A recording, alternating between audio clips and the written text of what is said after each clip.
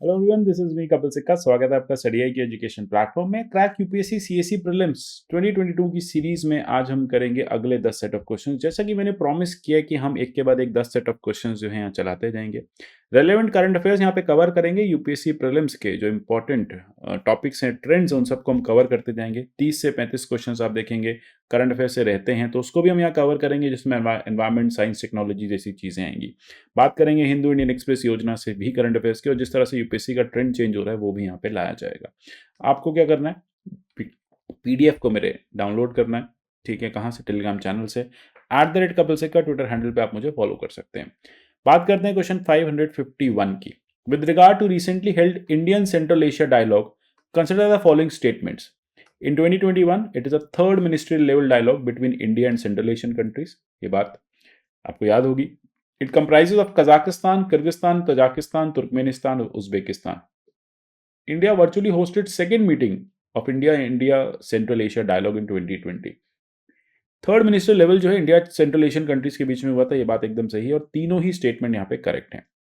India ने recently third जो है इंडिया सेंट्रल एशिया डायलॉग को हेल्ड किया था न्यू दिल्ली में, क्योंकि अब ऑफलाइन हो गया था। इससे पहले वाला था वो वर्चुअली हुआ था, याद रखिएगा, उसको भी इंडिया ने होल्ड किया था। अब यहाँ पे मिनिस्ट्रियल डायलॉग किस किस के बीच में, देखिए, India and Central Asian countries कौन कौन सी? Kyrgyzstan, Kazakhstan, Tajikistan, Turkmenistan, Uzbekistan, ये पांचों सेंट्रल एशियन कंट्रीज के साथ भारत के रिश्ते अच्छे रहे, इसलिए हम ये कर रहे हैं। और आपको पता है जो एरिया है काफी ज्यादा मिनरल रिच है, तो इंडिया के लिए एक सप्लाई जो है यहाँ से नियमित की जा सकती है। चलते हैं पाक बे की तरफ। Semi enclosed shallow water body है, न्यूज में था। ये कौन सी दो कंट्रीज के बीच? अगर आपको मैप ठीक से याद हो ना तो आप इसका ठीक से सॉल्व कर सकते हैं। अंडमान निकोबार और म्यांमार के बीच में, इंडिया श्रीलंका के बीच में, गुजरात पाकिस्तान, मतलब इंडिया पाकिस्तान के बीच में, सुंदरबन इंडिया और बांग्लादेश के बीच में। आपको मैं छोटा सा हिंट देता हूं, यहाँ पे बात होगी पाक स्ट्रेट की। अगर आपको याद हो पाक स्ट्रेट कौन सी दो कंट्रीज के बीच में निकलने वाला एक सी रूट है, छोटा सा चैनल है, स्ट्रेट है, तो वो है इंडिया और श्रीलंका के बीच में। रिसेंटली 43 फिशरमैन जो है उनको अरेस्ट किया गया था, श्रीलंका नेवल पर्सन है। तब ये पाक स्ट्रेट काफी न्यूज में आया था। ठीक है, ये पाक स्ट्रेट जो है या पाक बे की हम बात करें, ये दोनों कंट्रीज के फिशरमैन काफी लंबे समय से यूज कर रहे हैं। ये एक तरह से semi enclose shallow water body है जो south eastern coast of India यानी तमिलनाडु का ईस्ट और श्रीलंका के बीच में आता है, श्रीलंका का वेस्ट। देखेंगे यहाँ पे आप 1976 में एक एक्सचेंज किया गया था इंडिया और श्रीलंका के बीच में, जिसमें कहा था कि यहाँ पे फिशिंग जो है एक दूसरे के पानी में जाके हम नहीं करेंगे। देखिए अब दिक्कत क्या, स्ट्रेट है, तो यहाँ पे भी एक्सक्लूसिव इकोनॉमिक जोन की बात करें, इनके एक्सक्लूसिव इकोनॉमिक जोन की बात करें, तो एरिया जो है वो ओवरलैप करता है, यानी टेरिटरी ओवरलैप करती है। और ये वर्ल्ड ओवर प्रॉब्लम होती है कि जहाँ पे बहुत ज्यादा क्लोज डिस्टेंस होता है दो लैंड मासेस के बीच में, दो अलग कंट्रीज के बीच में एक वाटर चैनल निकलता है, तो ये एक्सक्लूसिव इकोनॉमिक जोन का प्रॉब्लम वहां उठता है। उसके लिए हमने पिछले क्वेश्चन में United Nation convention on law of the seas की भी चर्चा की थी। तो यहाँ पे अब ये कहा गया कि देखिए 1976 में मैरीटाइम बाउंड्री एग्रीमेंट हुआ श्रीलंका के बीच में और इंडिया के बीच में। मेन प्रॉब्लम यही थी कि इंडियन फिशरमैन जो है वो बड़े मात्रा में वहां जाते थे, ठीक है, और फिशिंग इन श्रीलंकन वाटर से कर लाते थे। इसको प्रोहिबिट किया गया, लेकिन अभी फिर से क्योंकि प्रोहिबिट है तो इंडियन फिशरमैन यहाँ जाके फिशिंग नहीं कर सकते। तो इस तरह से आप देख रहे हैं पाक स्ट्रेट जो है ये इंपॉर्टेंट एरिया यहाँ पे दिखेगा। अच्छा, ये जो यहाँ पे मार्क्ड है ये आप देखेंगे, ये है कच्चा दीवू आइलैंड। ये भी बोन ऑफ कंटिजेंशन काफी लंबे समय से दोनों कंट्रीज के बीच में चलता आ रहा है। चलते हैं, consider following statement with regard to humanitarian trust fund, जो कि न्यूज में है। ह्यूमैनिटेरियन ट्रस्ट फंड इसमें से कौन से ऑर्गेनाइजेशन ने स्टैब्लिश किया? फंड जो है वो सेटअप किया गया इस्लामिक डेवलपमेंट बैंक द्वारा। और इस्लामिक डेवलपमेंट बैंक किसके अंडर आता है? ऑर्गेनाइजेशन ऑफ इस्लामिक कोऑपरेशन के अंडर आता है। एम क्या है कि चैनल करनी है एड किसको? यूक्रेन को, in coordination with other groups. ठीक है, तो यहाँ पे आपको एड जो है वो चैनलाइज करनी है अदर ग्रुप्स के साथ। तो यहाँ पे आप देखेंगे select the correct answer using the code given below. ठीक है, तो कौन सा इसमें से करेक्ट है? 1 इज करेक्ट। सेकंड देखिए, यहाँ पे अफगानिस्तान यूक्रेन का कोई लेना देना नहीं है, ये है अफगानिस्तान के लिए। तो एक फॉरेन मिनिस्टर्स की ओआईसी की कोऑपरेशन हुआ था, अग्रीमेंट हुआ था, स्टैब्लिशमेंट हुआ था ह्यूमैनिटेरियन ट्रस्ट को लेके। आइडिया यही है कि यहाँ पे इकोनॉमिक क्राइसिस को जो है, जो कि अफगानिस्तान में चल रही है, उसको कम करना है। इसके लिए ह्यूमैनिटेरियन ट्रस्ट फंड, याद रखिएगा, ऑर्गेनाइजेशन ऑफ इस्लामिक कंट्रीज के इस्लामिक डेवलपमेंट बैंक ने स्टार्ट किया था। यूनाइटेड नेशन ने भी स्पेशल ट्रस्ट फंड को स्टैब्लिश किया था। अर्जेंट नीड क्या था कि कैश जो है अफगान तक पहुंचे सिस्टम के थ्रू, मतलब एक प्रॉपर सिस्टम के थ्रू, जिसमें डोनर फंड्स जो हैं वो वहां तक जा पाए। अब क्योंकि बात किया organisation of economic Islamic cooperation की, तो देख लेते हैं ओआईसी एग्जैक्टली है क्या। Second largest intergovernmental organisation है after United Nation, point number 1। Headquarter इसका जद्दा सऊदी अरेबिया में है। इंडिया मेंबर है OIC का। विच of the following is incorrect, इसमें से कौन सा गलत है? हमें पता है जब हम ऑर्गेनाइजेशन ऑफ इस्लामिक कंट्रीज की बात करते हैं तो भारत उसका मेंबर नहीं है, तो थर्ड यहाँ पे इनकरेक्ट है, तो थर्ड इनकरेक्ट है। India it is second largest inter government organisation because number of countries is very high. जितनी इस्लामिक कंट्रीज हैं, whether it is central Asia, whether it is northern Africa, वो इसका part है। Headquarter Jeddah South Africa में, Saudi Arabia में है। ठीक है, तो टू करेक्ट है। तो टू करेक्ट होने से हमारे पास बचते हैं दो ऑप्शन, ये भी करेक्ट है तो बचता है एक ऑप्शन। इस तरह से आप देखेंगे OIC क्या है, सेकंड लार्जेस्ट है, 57 मेंबर कंट्रीज है, कलेक्टिव वॉइस है मुस्लिम वर्ल्ड की। आइडिया क्या है, मुस्लिम वर्ल्ड में स्पिरिट ऑफ प्रमोशनल, मतलब spirit of international peace, harmony लेके आनी है। हिस्टोरिकल समिट जो है इसकी आपने देखा रबात में स्टार्ट हुई थी, मोरक्को में। रबात कहाँ पे है, मोरक्को में था। 69 में स्टार्ट किया गया था और इसका हेडक्वार्टर जो है सऊदी अरेबिया के जद्दा कंट्री में है। Recently Indian naval ship Kesari has reach the port of Maputo to help which of the following countries to cope with ongoing drought and concurrent challenges of pandemic. कौन सा ऐसा इस यहाँ पे आप देखेंगे मतलब ये कौन सा, ये पोर्ट किस कंट्री को बिलोंग करता है जहाँ पे INS केसरी गया था, क्यों गया था, जिससे कि ऑन जो वहाँ पे ड्रॉट है और पेंडेमिक के जो चैलेंजेस हैं उसको फाइट किया, जैसे कि मतलब मैन मटेरियल आप कह सकते हैं लेके भेजा गया होगा। तो यहाँ पे आप देखेंगे मालदीव्स, मेडागास्कर, मोजाम्बिक, सिशलीज। तो जब आप मोजाम्बिक का मैप देखेंगे तो आपको सदर्न साइड पे ये पोर्ट जो है दिखेगा, मापुतो। तो अब हमारा INS केसरी गया, 500 टन का फूड एड सप्लाई ले गया, गवर्नमेंट ऑफ मोजाम्बिक को दिया गया। ठीक है, ultimately prime minister of India का एक विजन था, ठीक है, कि हम जो है security and growth all region, जो हमारा सागर प्रोग्राम है उसके तहत ये कोऑर्डिनेशन किया गया था। लॉन्च ये मई 2020 में किया गया था, जब पूरा वर्ल्ड पैंडेमिक से जूझ रहा था, तो हमने मिशन सागर को स्टार्ट किया था। आइडिया यही था, prime minister vision of security and growth in all region, मतलब जो कंट्रीज नहीं हेल्प कर पा रही हैं अपने आप को, उनकी हम हेल्प करें। तो ये रहा मापुतो, मतलब एकदम बॉर्डर पे है साउथ अफ्रीका के साथ। ठीक है, देन उसके बाद आप नेक्स्ट देखेंगे कि कंट्रीज जो कि हमने सागर मिशन में भेजी हैं, वो मालदीव्स हैं, मॉरिशस है, मेडागास्कर है, कोमरोज है, सिशलीज है। मतलब आप देखेंगे ईस्टर्न अफ्रीका की कंट्रीज को हमने इस तरह का एड जो है वो सागर प्रोग्राम के थ्रू भेजा है।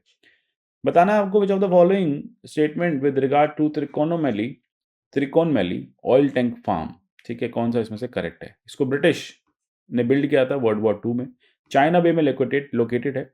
अब एक डील की गई थी त्रिकोमाली ऑयल टैंक फार्म्स की, जो इंडिया और श्रीलंका के बीच में। विच of the following is correct, ये आपको बताना है।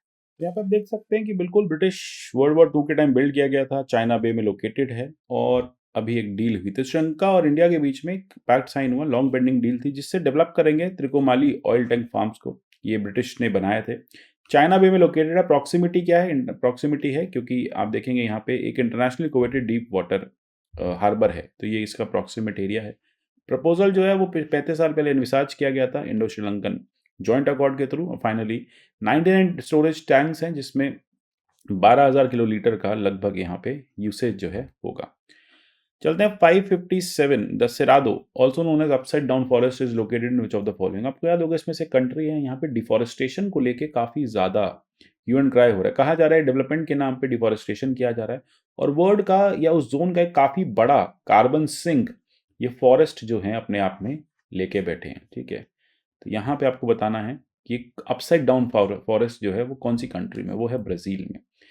अब ये आप ब्राजील का एरिया देखेंगे, यहाँ पे आपको क्या दिखेंगे, यहाँ पे आपको दिखेंगे सिरादो, यानी ये यहाँ पे साइंटिस्ट कह रहे हैं कि जो एक रिच स्पीशीज यहाँ की है, सवाना जो है, यहाँ पे सवाना रिच है बेसिकली, तो अब उसका इतना ज़्यादा डिफॉरेस्टेशन हो रहा है कि अब उसकी जो नंबर है वो कम होता जा रहा है। पॉपुलेशन जो है ट्रीज की या डिफॉरेस्टेशन के चलते फॉरेस्ट कम होते जा रहे हैं।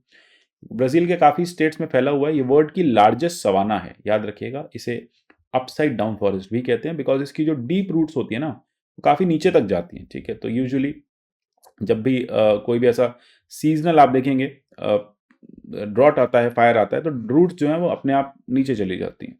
तो सिरादो जो एक मेजर कार्बन सिंक भी है, क्लाइमेट चेंज के लिए काफ़ी इंपॉर्टेंट। हमें पता है हमारे जो फॉरेस्ट होते हैं वो कार्बन सिंक होते हैं, सेट ऑफ करते हैं कार्बन एमिशंस को। Consider following statement with regard to US sea dragon 2022 exercise. अब आपको बताना है किसके बीच में हुई थी। ठीक है, तो यहाँ पे देखेंगे बोथ आर करेक्ट। अब US सी ड्रैगन 2022 एक्सरसाइज है, ये कौन कौन सी नेवीज थी? India, Australia, Canada, Japan, south Korea. कहाँ पे हुई? पैसिफिक में, याद रखिएगा। इंडिया, जापान, ऑस्ट्रेलिया, यूएस जो है वो क्वाड्रिलेटरल सिक्योरिटी डायलॉग का पार्ट है और साथ ही साथ मालाबार एक्सरसाइज में भी पार्टिसिपेट किया गया था। सी ड्रैगन क्या है? यूएस की लीड कर रही हुई यानी यूएस लेड एक मल्टीनेशनल एक्सरसाइज है जो एंटी सबमरीन वॉरफेयर को गाइड करती है, डिस्कस करती है, उसके बारे में चर्चा मतलब प्रैक्टिस होता है। तो इससे क्या होगा? इससे जो जितनी भी ये मैरीटाइम आर्मीज हैं, हमारी जो मैरीटाइम सिक्योरिटी फोर्सेज हैं, वो इंडो पैसिफिक में एक साथ काम कर सकें, इसके चलते ये ड्रैगन 22 एक्सरसाइज जो है यूएस ने कराई है। चलते हैं बात कलेक्टिव सिक्योरिटी ट्रीटी ऑर्गेनाइजेशन। बहुत नाटो नाटो सुना है, थोड़ा सा सीएसटीओ के बारे में भी चर्चा करते हैं। इंटर गवर्नमेंटल मिलिट्री अलायंस है, 1992 में साइन किया गया था, यूएसएसआर के कोलैप्स के बाद आया था और इसका हेडक्वार्टर जो है वो कजाकिस्तान में है। ठीक है, तो इस समय कहा जा सकता है कि ये एक क्या काउंटर था नाटो फोर्सेस का उस समय। तो यहाँ पे आप देखेंगे only A is correct. Why? क्योंकि यहाँ पे कलेक्टिव सिक्योरिटी ट्रीटी ऑर्गेनाइजेशन जो है वो ऑनगोइंग प्रोटेस्ट जो है कंट्री को उसको रोकने में यूज किया जा सकता है। ये मिलिट्री अलायंस है जो 15 मई 1922 पोस्ट कोलैप्स आया था। लेकिन इसका जो हेडक्वार्टर है ना ये कजाकिस्तान में नहीं है। ठीक है, तो ये बेसिकली पहले देख लेते हैं। ये बात करता है कॉमनवेल्थ ऑफ इंडिपेंडेंट स्टेट्स, जिसमें Russia, Armenia, Kazakhstan, Kyrgyzstan, Tajikistan, Uzbekistan ने मिलकर साइन किया। आइडिया यह था जो यूएसएसआर का ईस्टर्न साइड में जो स्प्लिट हुआ है, जो कंट्रीज, जो बाल्कनाइजेशन हुआ है, कंट्रीज जो बनी है, बाल्कन कंट्रीज टूटी हैं, वो आपस में किसी ना किसी तरह से जुड़ी रहें। ठीक है, तो इसके लिए हम ये लेके आए थे। इसी को आप ताशकेंट पैक्ट या ताशकेंट ट्रीटी के नाम से भी जानते हैं। ठीक है, एक ताशकेंट पैक्ट भारत का भी था, वो अलग है। ठीक है, तो ये बेसिकली याद रखिएगा। अब इसका हेडक्वार्टर कहाँ है? जब देखिए इतनी बड़ी कंट्री इन्वॉल्व है इसमें, रशिया जैसी, तो फिर Moscow is the right place to establish the headquarters. Current members Armenia, Belarus, Kazakhstan मतलब ईस्टर्न यूरोप को भी अब जोड़ा गया, किर्गिस्तान और रशियन फेडरेशन तो है ही इसमें, साथ ही साथ तजाकिस्तान भी आपको, आर्मीनिया भी आपको दिखेगा। तो ये सारी कंट्रीज अब इसका पार्ट है। गेटवे टू हेल, फिर से सेंट्रल एशिया से एक न्यूज आ रही है। ठीक है, अब मोर और लेस बता दिया मैंने आपको आंसर क्या होगा। न्यूज में था, देखिए एक कंट्री है वहां पे गेटवे टू हेल है। वहां पे क्या हुआ था कि कुछ एक ऑयल गैस का जब एक्सप्लोरेशन कर रहे थे तो गैस एक्सप्लोर हुई, तो वहां के साइंटिस्ट ने उस टाइम आग लगा दी। तो पिछले 3 डिकेड से आग चल रही है वहां पे। अब वो एक तरफ से कहीं ना कहीं वो भी बना हुआ था, टूरिस्ट स्पॉट भी बना हुआ था। अब वहां की गवर्नमेंट चाहती है इसको बंद कर दें, गेटवे टू हेल को, क्योंकि काफी ज्यादा एरिया का टेम्परेचर बढ़ा हुआ है, कहीं ना कहीं वेस्टेज हो रहा है और पोल्यूशन भी हो रहा है। तो तुर्कमेनिस्तान जो है वो राइट आंसर है। तो यहाँ पे क्या है, इस फायर को एक्सटिंग्विश करने की बात की गई है। यहाँ पे methane, carbon dioxide, nitrogen, hydrogen sulphide और हीलियम जैसी कंट्रीज जो है मिल रही हैं। ये एरिया है दरवाजा गैस क्रेटर, जो कि आपको तुर्कमेनिस्तान के सेंट्रल एरिया में मिलेगा। यहाँ पे मीथेन लीकेजेस हुई हैं। ठीक है, लगभग मीथेन गैस लीकेजेस इस एरिया में काफ़ी ज़्यादा होती रही हैं। अब डिटेल्स क्या है देखिए, एग्जैक्टली पता नहीं, पर इतना पता है 1971 के समय एक सोवियत ड्रिलिंग ऑपरेशन था जिसकी वजह से वहां पे गैस लीक हो गई। फिर आग लगा के बंद करने की कोशिश की गई कि आग लगा देते हैं, थोड़े दिन में गैस जो है खत्म हो जाएगी तो सब कुछ ठीक हो जाएगा, लेकिन तब से बंद नहीं हुई है। ठीक है, तो याद रखिएगा काराकुम डेजर्ट, डेजर्ट कहाँ पे है ये भी आप मिलेंगे आपको तुर्कमेनिस्तान में। तो Turkmenistan is the right answer. आशा करता हूँ क्वेश्चन समझ में आ रहे होंगे। इस तरह के और इंटरनेशनल अफेयर्स के क्वेश्चन लाते रहेंगे। मिलेंगे अगले सेट ऑफ क्वेश्चंस में, तब तक के लिए goodbye, take care and God bless you all.